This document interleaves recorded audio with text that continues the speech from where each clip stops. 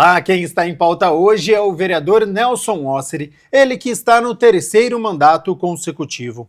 E no último ano, protocolou 257 indicações, 78 requerimentos, 37 projetos e 17 moções. Vereador Nelson Osseri, primeiramente, muito obrigado por ter aceito o convite para participar aqui do programa Em Pauta e de que maneira você avalia o trabalho realizado até aqui, quando eu falo sobre esses números, relembrando as reuniões. Seja bem-vindo. Eu que agradeço mais uma vez a oportunidade, né, de estar trazendo para todos, né, o nosso mandato, que é um mandato muito participativo, e eu vejo com bons olhos, né, todo o trabalho que não só eu, Nelson, vereador, estou fazendo, mas toda a minha equipe, né? É um trabalho que envolve ali muita responsabilidade. Costumo dizer para todos os assessores que a gente não pode errar, que a gente sabe como a oposição está de olho, né? Então um tropeço é motivo, às vezes, até para uma comissão processante. Então a gente toma muito cuidado, apresentando sempre projetos voltados para a cidade, ou então para uma denominação, como por exemplo autismo, ou então dependência química, prevenção de drogas, mas a gente tenta sempre abranger toda a cidade, né? O nosso mandato ele envolve as 5 regiões de Campinas, então nós estamos de todos os lados, sempre atendendo da melhor maneira possível a população campineira. E já nós vamos falar bastante sobre estes projetos que foram protocolados, tem alguns que já até viraram lei aqui na cidade de Campinas. Só antes da gente entrar, vereador, eu falei na minha abertura que você está no terceiro mandato consecutivo. Muda muito de um mandato para outro?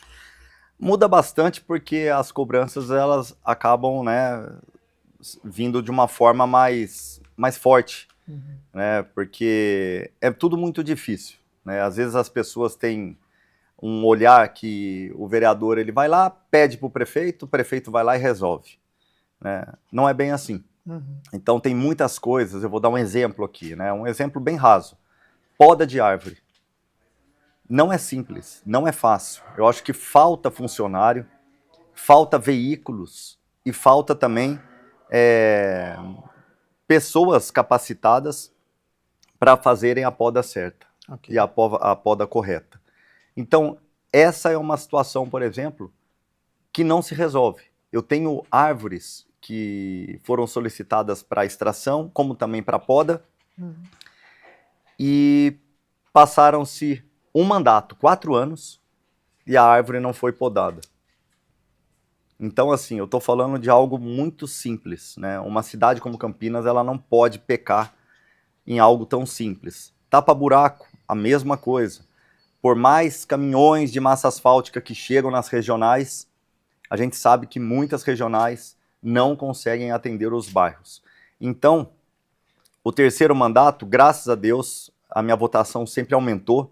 Eu tive uma votação aí muito alta, né, até por conta da outra eleição, que foi pandemia e tudo mais. Menos pessoas foram votar, mas mesmo assim minha votação aumentou, e agora aumentou bem mais do que a de 2020, as eleições de 2020. Isso mostra que o nosso trabalho está correto, o nosso trabalho está ajudando a população de Campinas, e a gente também aproveita do terceiro mandato, como já é um mandato mais construído, sólido, onde consegue já entender os procedimentos para encaminhar para o executivo, né, com quem você fala, você conhece muitas pessoas dentro da prefeitura, então isso tudo facilita. Mas a gente adotou agora um sistema que deixa com que eu, vereador, possa gerenciar todos os casos que chegam no gabinete. Então, qualquer demanda que chega, seja um filho que tem problema com droga, que está precisando de um tratamento, ou seja, por exemplo, uma poda de árvore, um tapa-buraco, tudo chega no nosso gabinete e passa por mim. Porque assim a gente consegue ter um controle, né, e demandar para as pessoas corretas, técnicas, que possam ali fazer acontecer, né, atender aquela demanda o mais rápido possível, porque é isso que o munícipe espera. Ele não espera só ser bem atendido, ele espera o resultado, né, a entrega. Então é isso que nós tentamos fazer com mais agilidade, E isso tudo é uma questão de experiência, né? O Uhum. primeiro mandato a gente vai aprendendo, o segundo a gente já estava sólido, e o terceiro a gente não pode errar. Então, graças a Deus, eu agradeço a Deus mesmo, porque eu tenho uma equipe muito fiel ao mandato e muito responsável. Assim como esta ferramenta que você colocou, né, dentro do seu gabinete, tem uma outra que vocês também aprenderam a utilizar, que são as emendas impositivas. Pelo terceiro ano consecutivo, vocês têm esta ferramenta à disposição, são valores, né, 1,2% da receita líquida do município, que foi aí de 113 milhões dividido aqui entre vocês vereadores, e aí cada parlamentar então ficou com 3.450.000 reais. Primeiro, como é que o senhor enxerga o papel das emendas impositivas? Foi um processo também de aprendizado daquela primeira oportunidade para essa que é a terceira vez?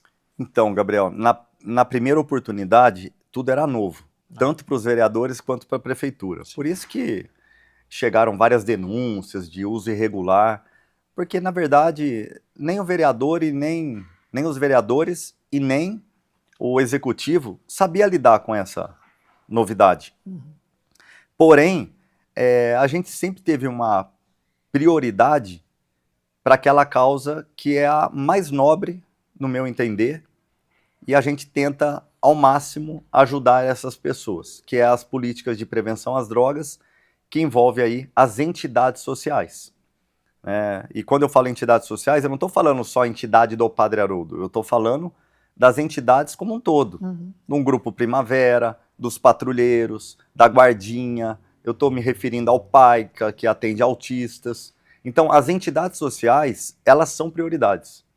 Nós temos aí, eu acho que mais de 100 e poucas entidades sociais cofinanciadas com o município, que não recebem o que deveriam receber, considerando que a Secretaria de Assistência Social, ela é a segunda secretaria com o maior número de receita, só perde para a saúde. Então, assim, eu paro e penso todos os mandatos, né? Quando chega a emenda impositiva e a gente tem que distribuir. Imagina se as entidades sociais fecham as portas. O que seria do poder público?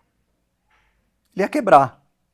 Ia ficar um monte de criança fora de creche, ia ficar um monte de autistas sem atendimento, ia ficar um monte de dependente químico pelas ruas, famílias destruídas, mais gasto no SUS, mais pessoas procurando pela saúde pública.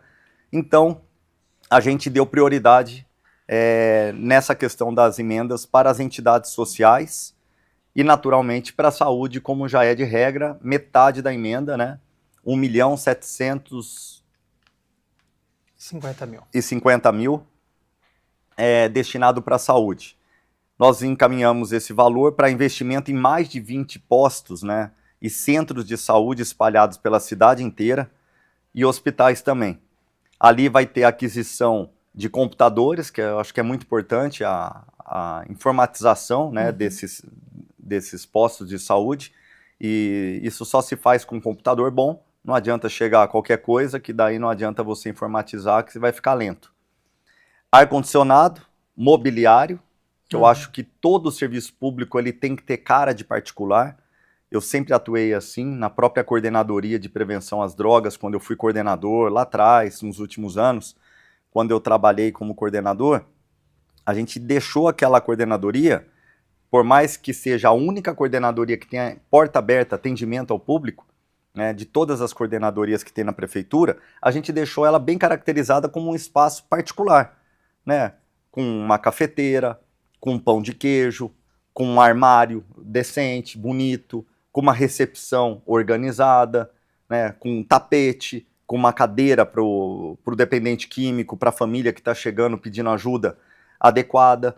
Então, assim, parece que são coisas muito superficiais, mas não são. É a cara do negócio. Na hora que você entra num lugar, você tem que se sentir gente. E não assim, eu estou aqui me arrastando para pedir ajuda aí, será que vai me ajudar? Será que vai acontecer alguma coisa? Porque ele já chega com a autoestima baixa. Então eu acho que investir no mobiliário, né, nos equipamentos, isso tudo dá uma melhora na autoestima das pessoas que estão sendo atendidas, ainda mais nas pessoas menos favorecidas. Porque tem muita pessoa carente de bom dia. Tem gente carente de boa tarde, de boa noite, de oi, tudo bem? Isso melhora a autoestima das pessoas. E você está num ambiente bem recebido, né, com um espaço bem adequado, você melhora a vida dessa pessoa. O atendimento fica mais suave, não fica uma coisa agressiva. Então, 1.750.000 foi para a saúde para ajudar 20 postos, centros de saúde e hospitais. Como que surgiu esta necessidade, esta demanda? Chega até você dos centros de saúde ou você visita centros de saúde, você visita os hospitais e você percebe esta demanda, esta carência aqui na cidade de Campinas? Olha, eu confesso para você que no primeiro mandato, eu acho que até por falta de experiência, as nossas visitas, que não deixa de ser uma fiscalização, elas eram um pouco mais fervorosas. A gente chegava já filmando, xingando todo mundo, que não é a forma adequada. Porque ali tem pessoas trabalhando, então a gente não tinha essa experiência, não tinha esse conhecimento. A gente chegava só com a dor do munícipe, entendeu? Então o munícipe nos procurava e falava, o posto de saúde lá não quer atender minha filha, não tem médico, não tem isso, não tem aquilo. A gente já chegava com os dois pés na porta. Né? Hoje, a gente faz uma fiscalização diferente. Sem muita mídia, porque não dá para brincar com isso. A internet é uma ferramenta que ajuda e também atrapalha. Né? Nós estamos vendo aí tantos casos, né, de vereadores que fazem vídeo entrando, invadindo hospital, atrapalhando com isso, achando que está ajudando e está piorando. E isso tudo vai para a rede e cada um tem um entendimento. E muito da população que está com dor, que está na fila de espera, ela acaba concordando com aquele vídeo. Porque está mais ou menos o que ela está passando. Mas a realidade dentro da recepção para dentro é outra. A enfermeira que está lá, de repente ela está lá mais de 12 horas, fazendo vaquinha com a outra enfermeira para comprar band-aid porque a estrutura não ofereceu band-aid. Então, assim, nós temos que entender o outro lado também. Né? E a gente acaba fiscalizando esses postos de saúde, vendo as necessidades, até que esses 20 postos de saúde, centro de saúde, nós verificamos antes quais já tinham a fiação para instalar o ar-condicionado. Sim.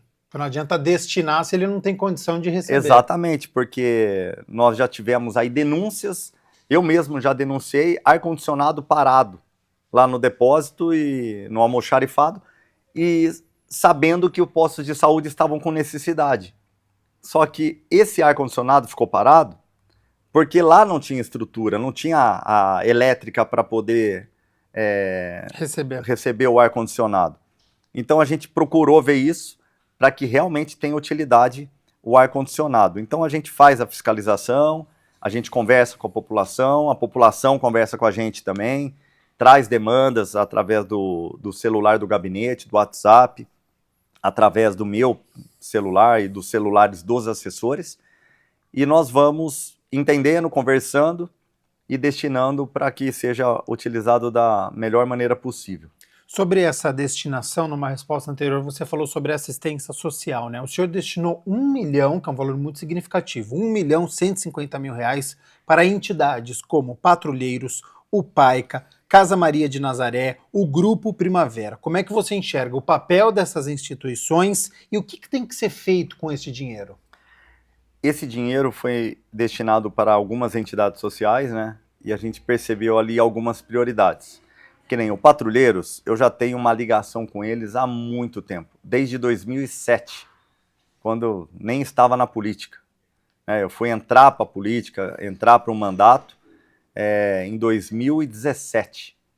Eu estou no Patrulheiros desde 2007, fazendo palestras, atendendo jovens, atendendo famílias, e também já fui patrono do Patrulheiros, como também já fui da Guardinha. Então, assim, eu não poderia esquecer essa entidade. E ela tem um problema ali, que foi durante a pandemia, diante de uma forte chuva, o ginásio, onde eles fazem atividade física, caiu. Teto, caiu estrutura, o piso já ficou todo danificado.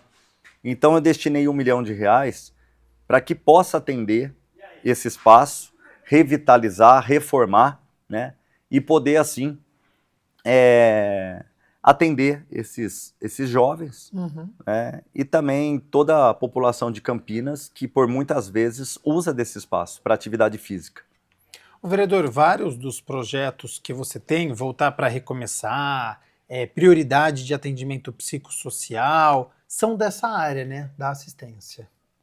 Eu tenho um olhar muito forte para a assistência social, primeiro por conta das entidades, que eu acho que elas precisam ser beneficiadas, né? Nós precisamos ajudar. Acho que todos os vereadores aqui têm que ter um olhar para a assistência social, principalmente para as entidades que estão lá cofinanciadas. E também a entidade PAICA, que trabalha com autismo, também destinei valor. Ali tem uma carência da questão assistência social, então a gente vira e mexe, está sempre encaminhando algum voluntário que possa ajudar numa das atividades que eles têm, ou um psicólogo, ou um psiquiatra, ou um monitor, alguém que possa ali complementar e dar uma força para eles. A Casa Maria de Nazaré, né, que fica na região do Campo Grande, e tem outras ligações, como a Casa Betel, de atendimento a crianças, né, em vulnerabilidade, e o Grupo Primavera. Então, nós tentamos atender o máximo de pessoas. Para a própria entidade Guardinha, nós encaminhamos lá, se eu não me engano, 65 computadores, laptop, né, para os alunos. Então, a sala de informática deles ficou tinindo, até porque eu fui lá visitar, conhecer, ver a entrega do computador. Então, todas essas frentes que envolvem a assistência social, elas precisam ter um olhar diferenciado dos vereadores, dos deputados que encaminham emenda.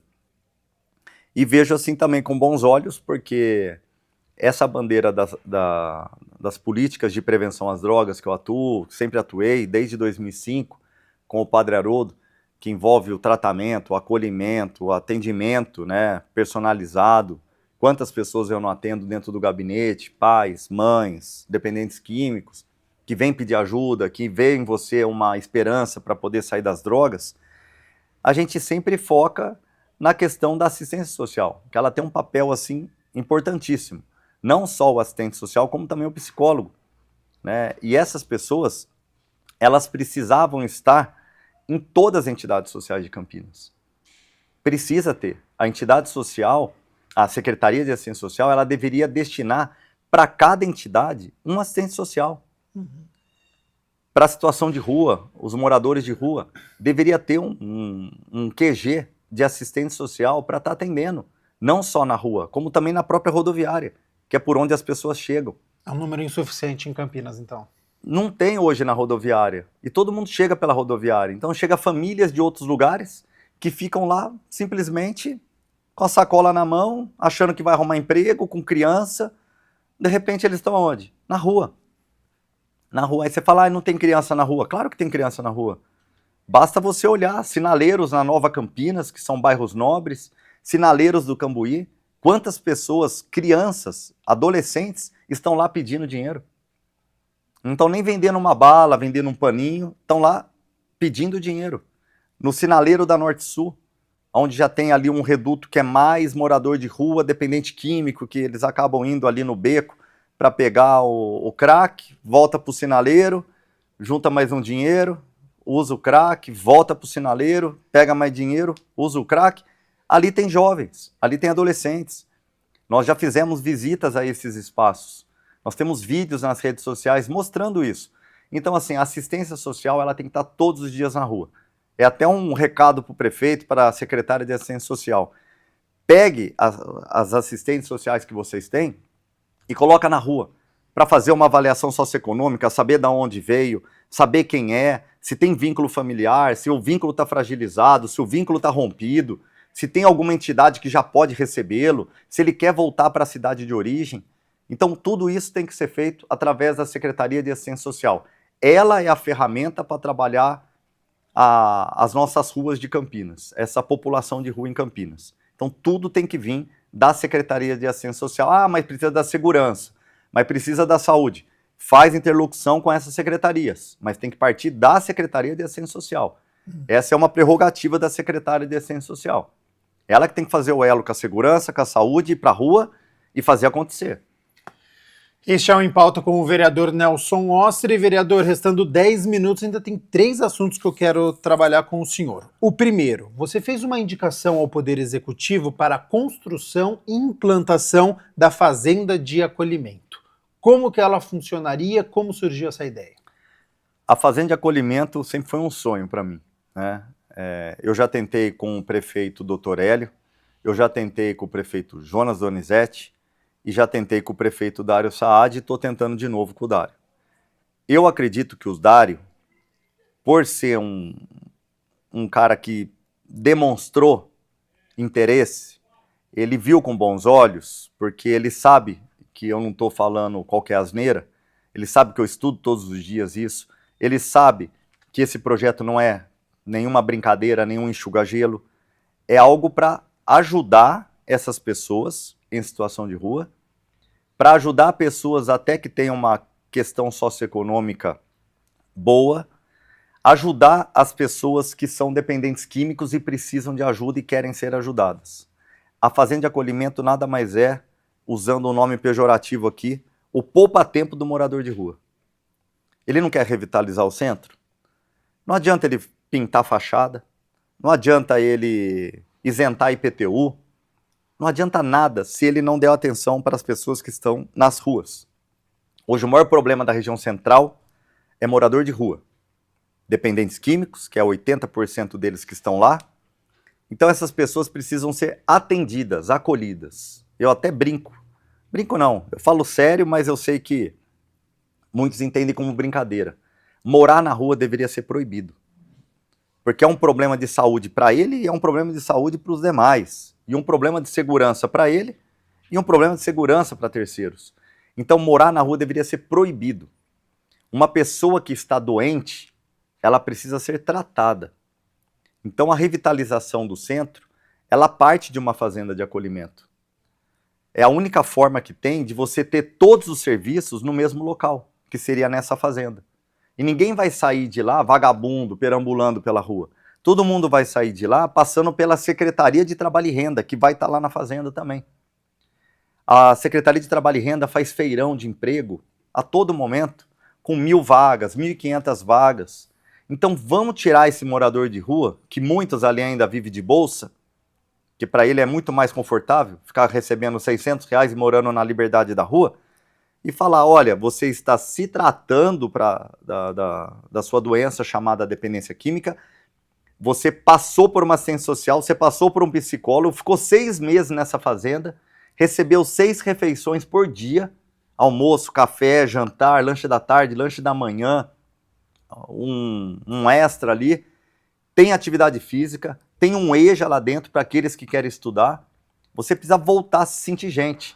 Essas pessoas que estão nas ruas, imagina só, nós aqui, você empregado, eu trabalhando aqui como vereador, você aí como jornalista, quantas vezes no ano a gente não acorda às vezes com a autoestima baixa? Quantas vezes a gente não olha para o espelho e não reclama? Não é? Sim. E o morador de rua? Como que é a autoestima dele? Quando que ele acorda feliz? Não acorda feliz, a autoestima dele está no automático. A autoestima dele está lá embaixo, está no automático, todo dia pedindo dinheiro, fazendo assim com a mão, aceitando qualquer comida, mesmo com a fome já superada. Tá dando, é de graça? Tá, obrigado. Às vezes não come, às vezes coloca do lado, às vezes joga fora, às vezes troca por droga. Ou seja, a Fazenda de Acolhimento é resgatar a dignidade, ressocializar essas pessoas e fazer aqueles que têm vínculo familiar voltar a viver com a família. Você prepara a família para receber essa pessoa, entendeu? E volta. Tem na rua pessoas desaparecidas, tem pessoas foragidas do sistema prisional.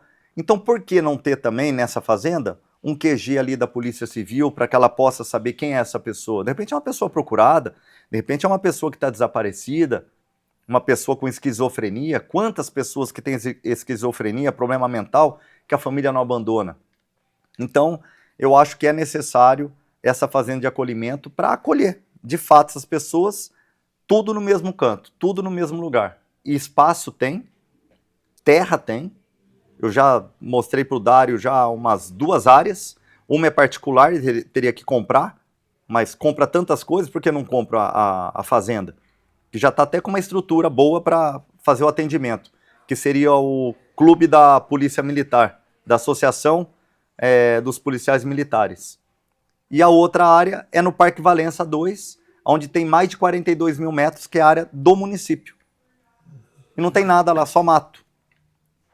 Faz a roçagem, cerca, faz os QGzinhos e leva todos os serviços que estão espalhados para o mesmo espaço. Pega os moradores de rua e faz um cadastramento. Vão procurar saber quem é esse, de onde veio, se ele quer voltar para a cidade de origem, tem passagem aqui. Fazer tudo no mesmo lugar. Seria um poupa-tempo do morador de rua. É a única forma da gente resolver essa questão do morador de rua. A gente segue acompanhando, então, essa indicação que o senhor protocolou. Você também tem um projeto de lei que cria regras de compliance para combater lavagem de bens ligada a bets. O que tem acontecido para o senhor protocolar este projeto? Essa é uma causa, assim, uma demanda, vamos dizer assim, que acabou nos surpreendendo, né? E o gabinete, vamos colocar aí que o primeiro ponto são os serviços do município, tapa-buraco, poda de árvore, que chega bastante lá. Uhum. Em segundo lugar, vem os problemas da saúde, posto de saúde e tal. E o terceiro, dependência química, né?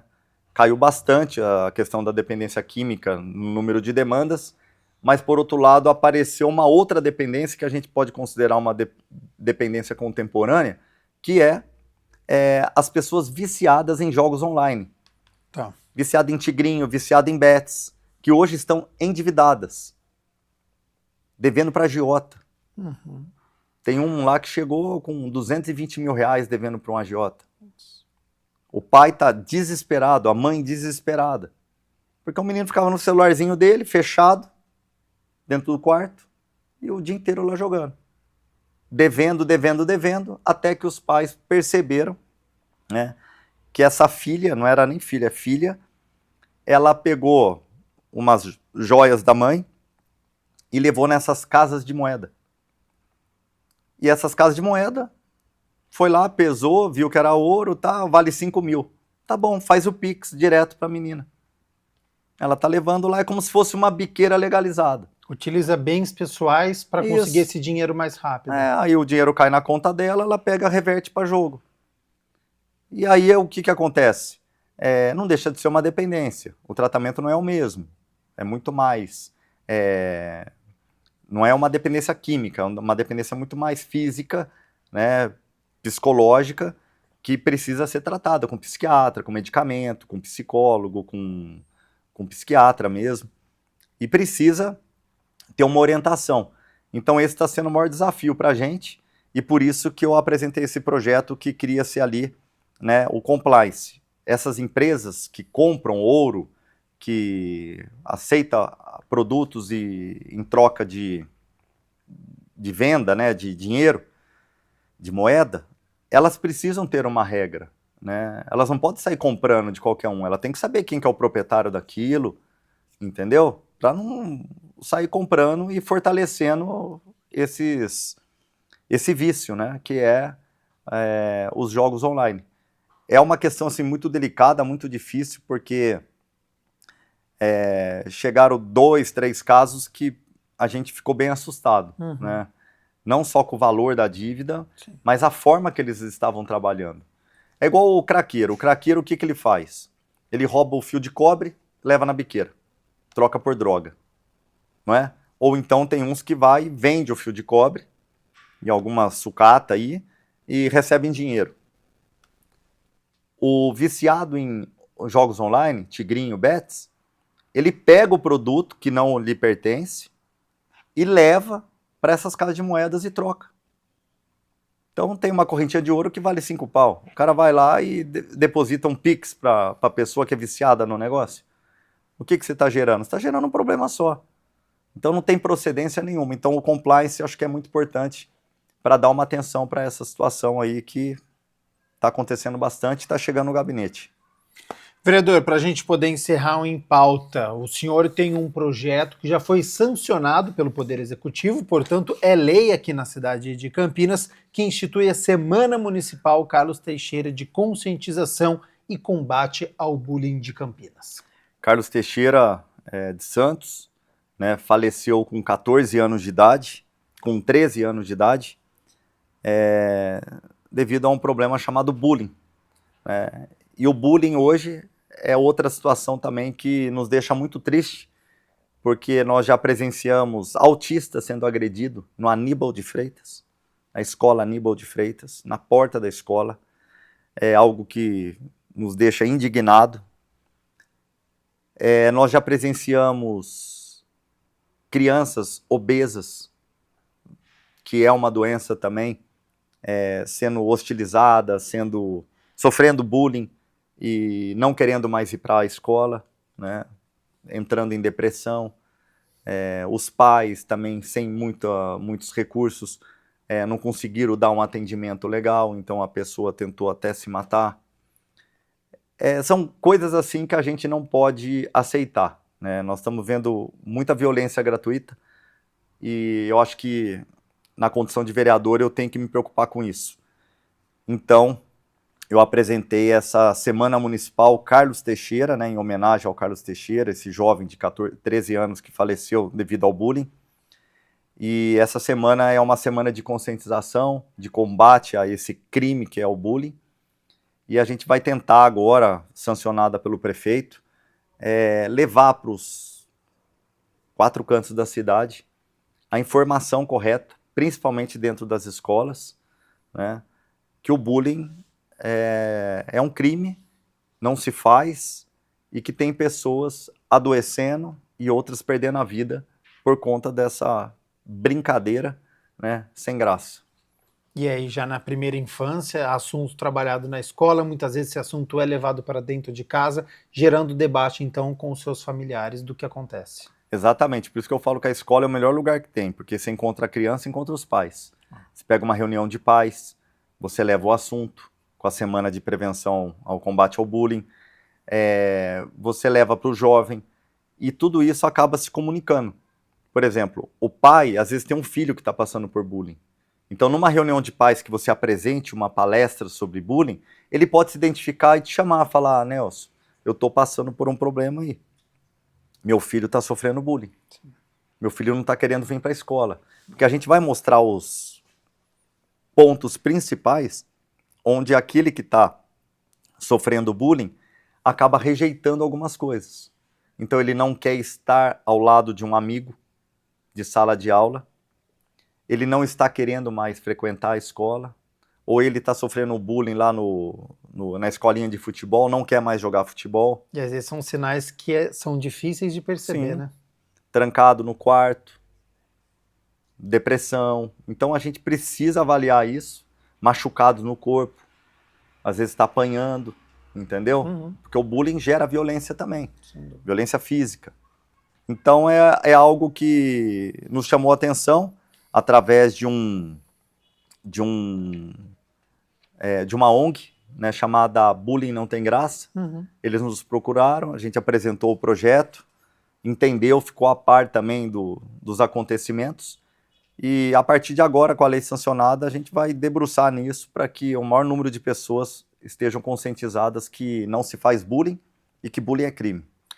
Vereador Nelson Osseri, muito obrigado por contar o trabalho que tem sido desenvolvido aqui na cidade de Campinas. Já faço um novo convite para você retornar ao Em Pauta e até uma próxima. Eu que agradeço, sempre à disposição, e vou deixar aqui o contato do gabinete para todos aqueles que quiserem apresentar as suas demandas.